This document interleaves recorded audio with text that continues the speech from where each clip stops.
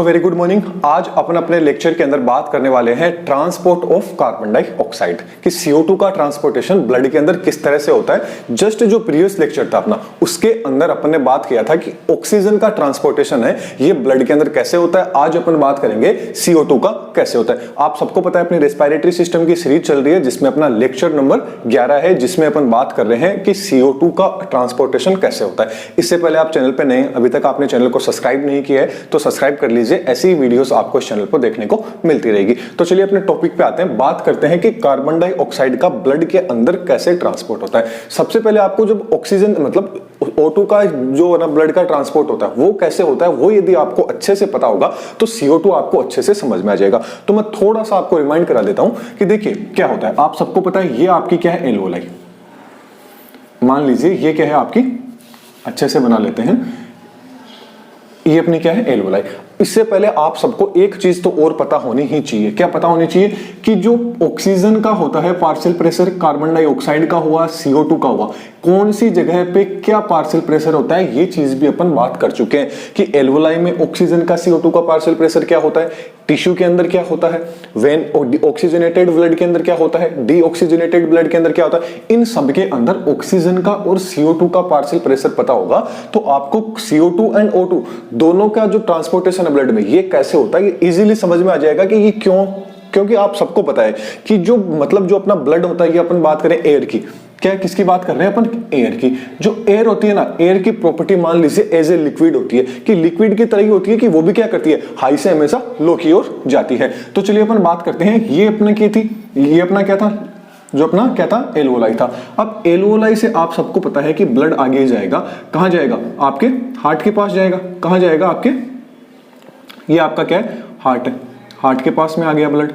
यहां से ब्लड क्या आ गया, हार्ट के पास में आ गया। हार्ट से आगे कहां जाएगा, हार्ट से आगे होता हुआ वापस हार्ट के पास में आएगा, ऑक्सीजनेटेड ब्लड, टिश्यू वगैरह के पास जाके डीऑक्सीजनेटेड ब्लड, और फिर वापस आपका कहां चला जाएगा, इसे वेन के पास जाके आगे यहाँ पे।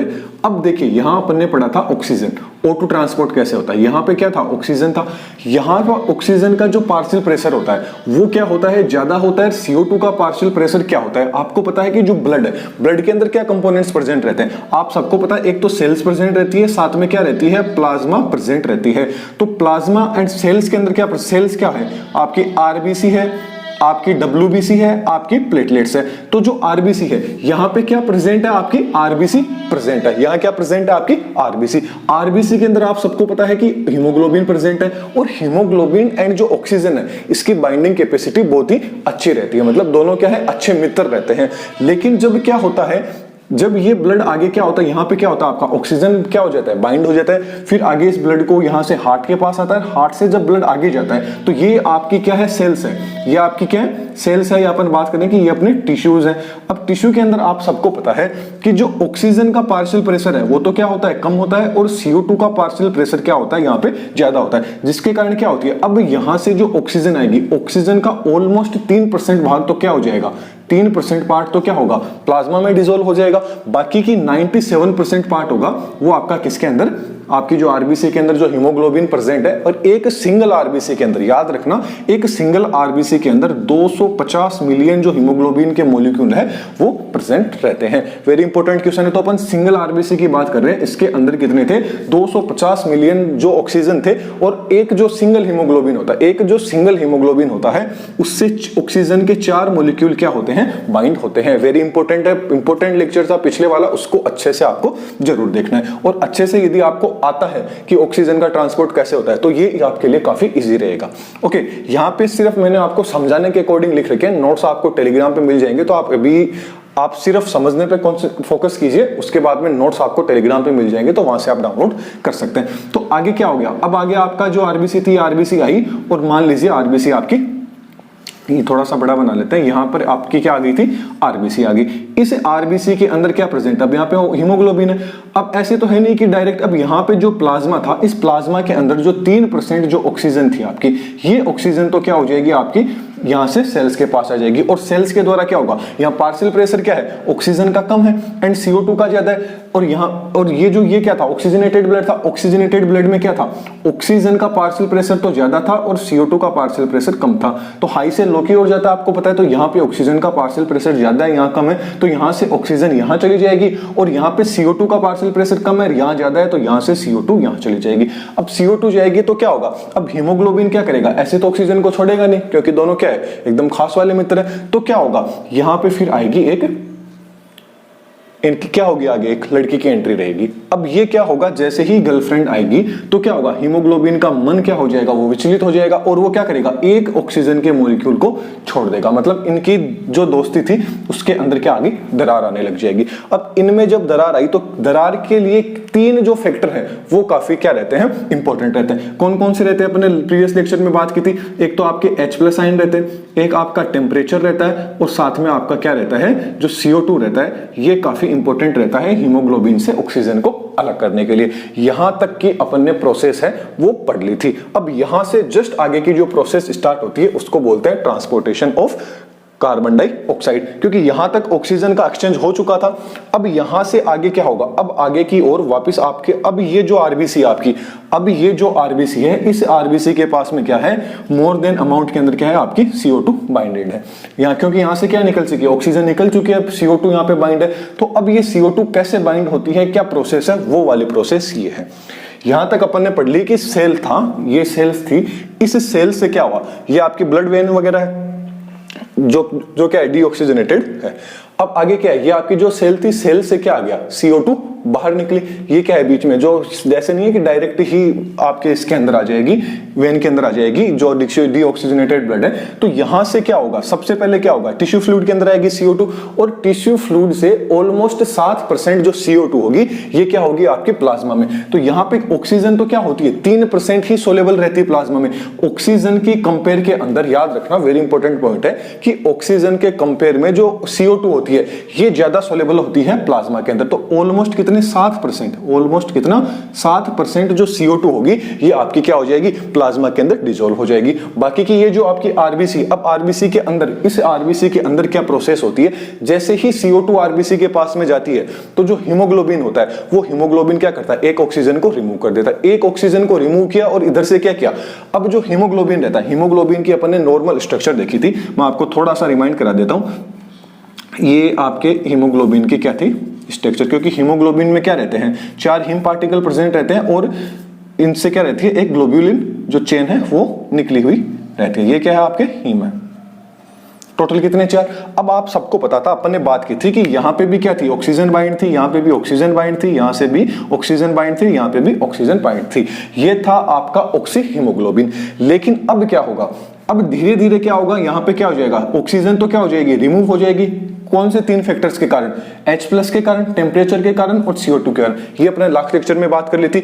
अब क्या होगी, ये जो ग्लोब्यूलिन ये जो चेन है ग्लोब्यूलिन, ये किसकी बनी होती है, प्रोटीन की बनी होती है। यहाँ पे क्या होगी, आपकी CO2 क्या हो जाएगी, ऐड हो जाएगी। यहाँ पे क्या होगी, CO2 आपकी ऐड हो जाएगी। इसको बोलेंगे कार्बोमाइन, क्या बोलेंगे, हीमोग्लोबिन। इसको क्या बोला जाता है, कार्बोमाइन हीमोग्लोबिन। ओके, इसके नोट्स आपको मिल जाएंगे, वहां से आप इसकी स्ट्रक्चर वगैरह देख लेना।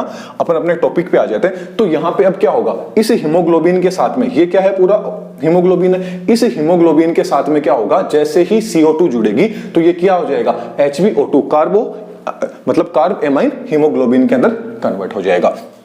ये ऑलमोस्ट कितना होगा, 20 से 30% पार्ट होगा। क्या होगा, 20 से 30% पार्ट होगा। इसके बाद में जो CO2 थी, इस आधी जो CO2 थी 20 से 30% CO2 तो होगी, वो तो क्या होगी, हीमोग्लोबिन के साथ में बाइंड। ऐसा नहीं है कि कंप्लीट ही आपका हो जाएगा, क्योंकि जो डीऑक्सीजनेटेड ब्लड होता है उसके अंदर ये मान लीजिए कि CO2 की जो अमाउंट होती है वो तो ज्यादा होती है कंपेयर टू ऑक्सीजन। तो ऑक्सीजन तो इसके पास बाइंड रहेगी, लेकिन क्या रहेगा, सबसे ज्यादा जो 20 से 30% वाट है उससे क्या होगी, आपकी हीमोग्लोबिन से बाइंड हो जाएगी CO2। इसके अलावा जो आरबीसी है, अब आरबीसी आपको सबको पता है कि एक सेल है। अब सेल के अंदर आपको पता है वाटर तो होता ही है। तो जो CO2 होगी, ये CO2 वाटर के साथ में रिएक्ट करेगी कार्बनिक एनहाइड्रेज एंजाइम के प्रेजेंस में, और क्या हो जाएगी, H2CO3 कार्बोनिक एसिड के अंदर क्या हो जाएगी, टूट जाएगी। और ये फिर आगे क्या हो जाएगा, वापस टूट जाएगा और टूट के क्या बना लेगा, HCO3 एंड H+ का प्लस के अंदर क्या हो जाएगा, टूट जाएगा। अब ये जो HCO3 है, HCO3 माइनस, अब ये क्या था, माइनस के अंदर है, मतलब इसके ऊपर क्या है, नेगेटिव चार्ज है। अब ये जब आरबीसी से क्या हो जाएगा, बाहर आ जाएगा, क्योंकि आरबीसी के अंदर नहीं रह सकता है। तो आरबीसी से जब ये बाहर आएगा तो आरबीसी यदि माइनस चार्ज है, वो यदि बाहर आ रहा है तो आरबीसी के अंदर क्या हो जाएगी, माइनस चार्ज की कमी हो जाएगी। तो क्या होगा, यहां पर जो आपका प्लाज्मा था, इस प्लाज्मा में जो क्लोराइड आयन प्रेजेंट रहते हैं, ये क्लोराइड क्या करते हैं, आरबीसी के अंदर चले जाते हैं, ताकि क्या रहे, आरबीसी के अंदर नेगेटिव चार्ज है ये मेंटेन रहे। तो इसको ही क्या बोलते हैं, क्लोराइड शिफ्ट बोला जाता है। इसको क्या बोला जाता है, क्लोराइड शिफ्ट बोला जाता है। अब यहाँ पे HCO3 थी जो क्या है, बाइकार्बोनेट्स है, ये ऑलमोस्ट 70% क्या हो जाते हैं, बाहर आ जाते हैं। अब इन 70% क्या हो जाते हैं, ट्रांसपोर्ट हो जाते हैं किसके रूप में, बाइकार्बोनेट्स के रूप में। अब आगे क्या होता है, वापस अपन आगे यहाँ पे स्पेस नहीं था तो अपन यहाँ लिखते हैं। अब आगे क्या होता है, अब ये ब्लड था क्या रहा, यहाँ तक की जो प्रोसेस थी ये यहाँ तक कंप्लीट हो चुकी है, मतलब यहाँ जो भी सेल से लेना था वो चला गया। अब आगे क्या होगा, ये आगे मूव करेगा, वापस हार्ट के पास जाएगा, हार्ट इसको पंप करते हुए वापस अब ये कहां आ जाता है, एल्वोलाई के पास में आ जाता है। यहाँ पे अब ये प्रोसेस यहाँ पे हो जाती है। अब यहाँ पे क्या होगा, CO2 का एक्सचेंज होगा। अब क्या होगा, एल्वोलाई से ऑक्सीजन को ली जाएगी एंड CO2 को वापस छोड़ी जाएगी। तो CO2 वापस कैसे छोड़ी जाती है, ये जस्ट इसके रिवर्स हो जाएगा। क्या हो जाएगा, यहाँ पे जो भी प्रोसेस हुई थी वो जस्ट इसके क्या हो जाएगी, रिवर्स हो जाएगी। अब रिवर्स में क्या होगा, जो डिसॉल्व प्लाज्मा थी आपकी कितनी थी, 7% थी, ये 7% डिसॉल्व प्लाज्मा होगी। अब आप सबको पता है कि यहां पे जो CO2 था, यहां पे जो CO2 थी उसकी क्या थी, कंसंट्रेशन क्या थी, यहां पे ज्यादा थी, और जो ऑक्सीजन की कंसंट्रेशन थी वो क्या थी, जो पार्शियल प्रेशर था, जो CO2 के पार्शियल प्रेशर था यहां ज्यादा था और यहां पे क्या था, कम था। अब जो एल्वोलाई रहेगा, एल्वोलाई के अंदर क्या रहेगा, आप सबको पता है कि ऑक्सीजन का पार्शियल प्रेशर ज्यादा होगा, CO2 का पार्शियल प्रेशर कम होगा।